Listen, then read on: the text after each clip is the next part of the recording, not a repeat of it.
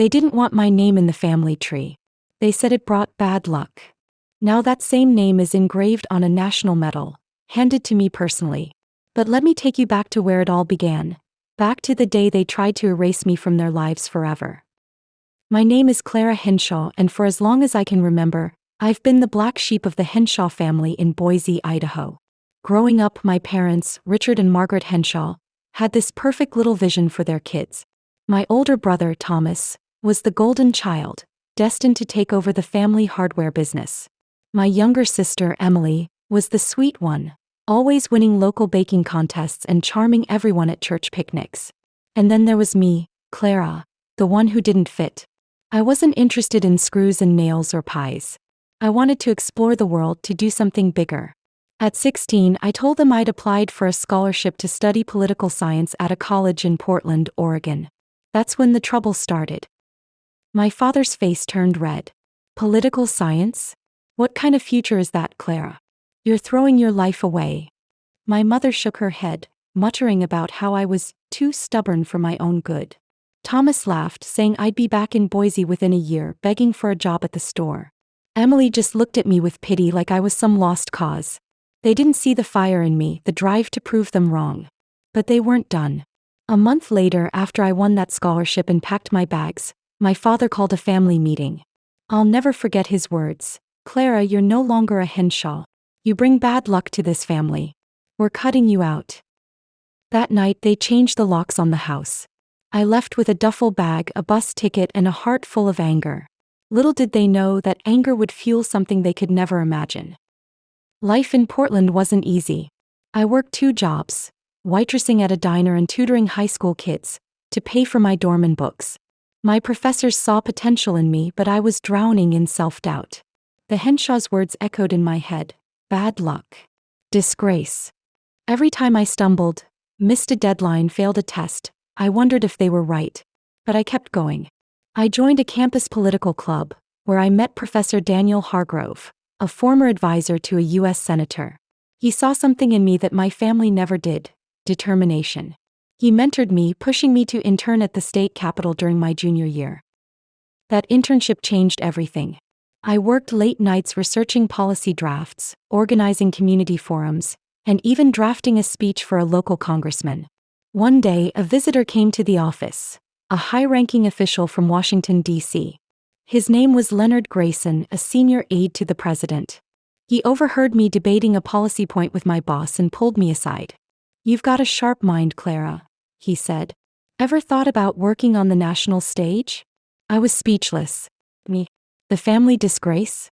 But I nodded, and that nod set me on a path I never dreamed of. After graduation, Leonard offered me a position in D.C. as a junior policy analyst. I moved to Arlington, Virginia, and dove into the work.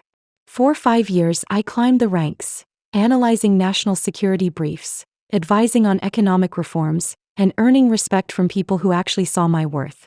But the Henshaws? They didn't know. I sent letters, emails, even a photo of me receiving an award from the governor of Oregon. No response. They'd erased me completely, or so they thought. Then came the call that changed everything. It was Leonard Grayson again. "Clara," he said, his voice serious, "the president wants you to lead a task force on renewable energy. And he's invited you to the White House next month to meet him personally." My heart raced. The President of the United States knew my name. "But here's where it gets interesting," Leonard added. "We're also hosting a national awards ceremony, and your family's been invited as your guests." I froze. The Henshaws back in my life. After all they'd done? What happened when they walked into that ceremony? Did they recognize the girl they called a disgrace standing next to the most powerful man in the country? I'll tell you this much. It wasn't the reunion they expected. But before we get there, let's talk about the journey that got me to that moment. Stick with me because the best part is still coming, and it's a twist you won't see coming. Hey, if you're loving this revenge story so far, don't forget to hit that subscribe button for more tales from Revenge Line. Let us know in the comments where in the world you're watching from.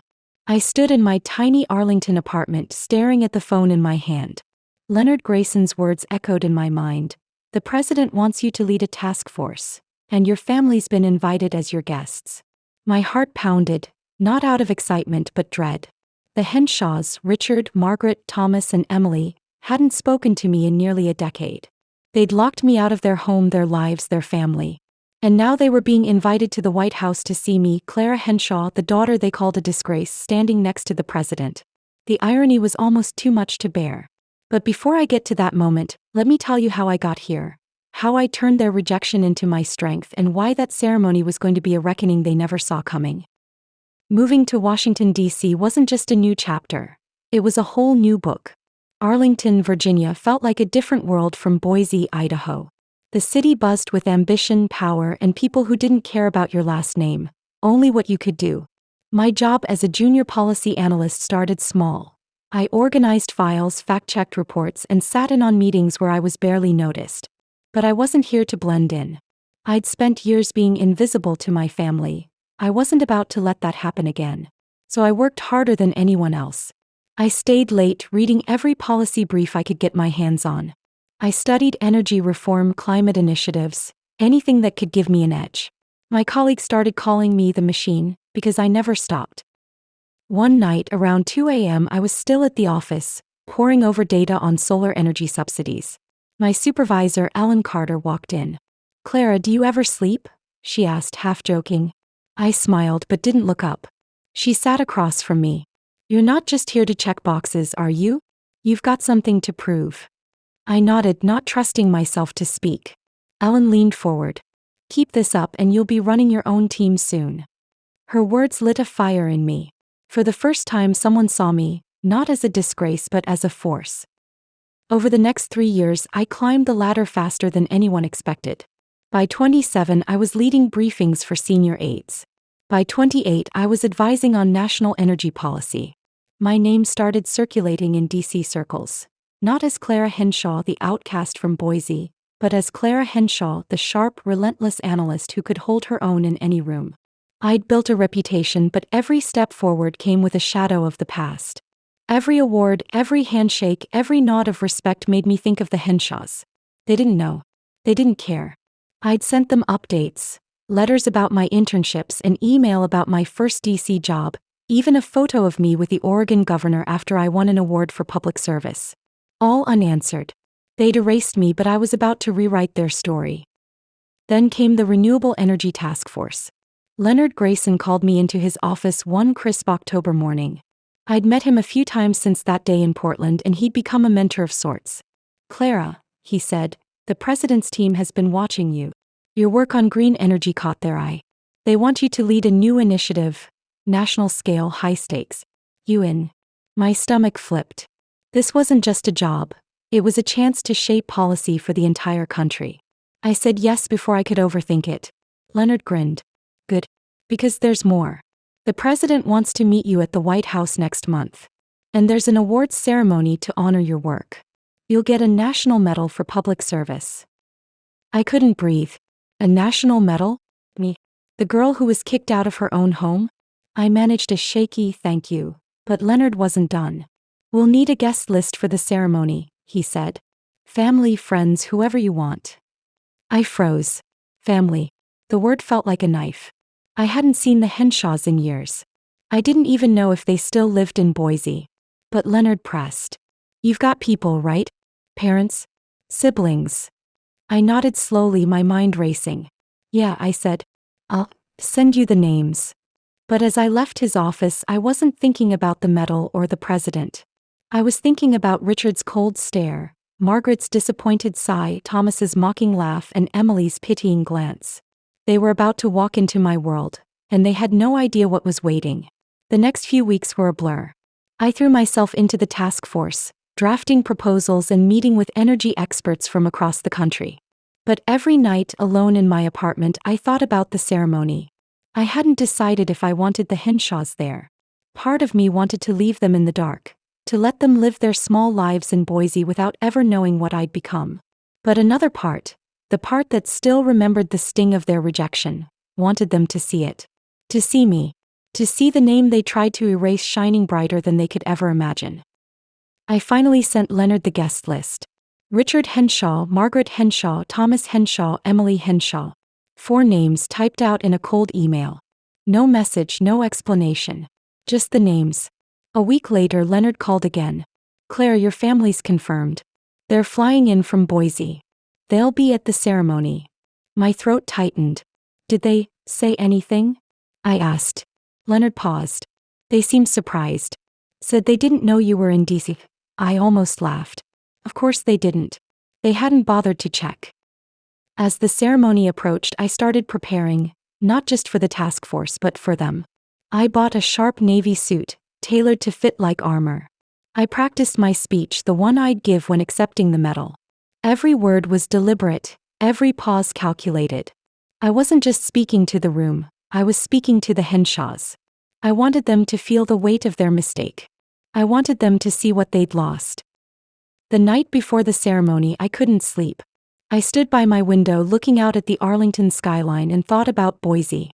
I thought about the family dinners where I was ignored, the Christmas mornings where my gifts were afterthoughts, the way my father's voice hardened when he said my name. I thought about the duffel bag, the bus ticket, the locked door. And then I thought about the White House, the medal, the president shaking my hand. I wasn't that girl anymore. I was Clara Henshaw, and I was about to walk into a room that would change everything. But what happened when the Henshaws stepped into the White House? Did they look at me with pride, regret, or something else entirely? And what did I say when I finally faced them? I'm not telling you just yet. The real story, the moment where everything came crashing down, is still ahead. Stick with me because you won't believe how this ends. Hey, if you're hooked on this story, smash that subscribe button for more epic revenge tales from Revenge Line. Drop a comment and tell us where you're watching from. The morning of the White House ceremony arrived like a storm I'd been bracing for my whole life. I stood in front of the mirror in my Arlington apartment, adjusting the collar of my navy suit. It wasn't just a suit, it was a statement. Every stitch, every crease, screamed that I wasn't the Clara Henshaw they'd thrown out of Boise, Idaho 10 years ago. I was someone new, someone they couldn't ignore. The President of the United States was about to hand me a National Medal for Public Service, and the Henshaws, Richard, Margaret, Thomas, and Emily, were on their way to witness it. They'd called me a disgrace, said my name brought bad luck. Today they'd see that name engraved on a medal, and I'd make sure they felt every ounce of their mistake. I took a deep breath and grabbed my bag. The ceremony was at 3 p.m., but I had a meeting with the Renewable Energy Task Force first.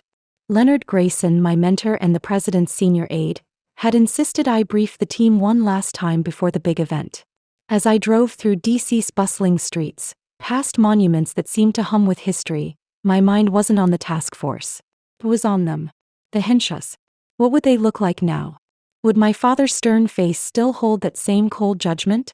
Would my mother avoid my eyes like she always did when she was ashamed of me? Would Thomas still smirk, thinking he was better than me? And Emily, would she still look at me with that pitying stare like I was a broken toy? I pulled into the White House parking lot, showed my badge to security, and walked through the gates. The weight of the moment hit me. This was the White House. I was here not as a visitor but as someone who belonged.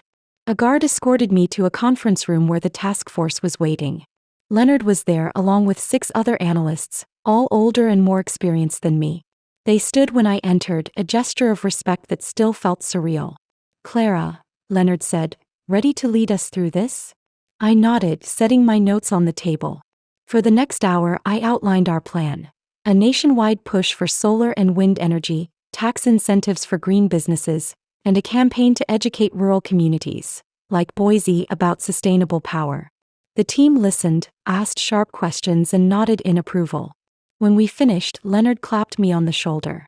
You're ready for today, he said. Not just for the task force, for the medal too. I smiled, but my stomach twisted. The medal. The ceremony. The Henshaws.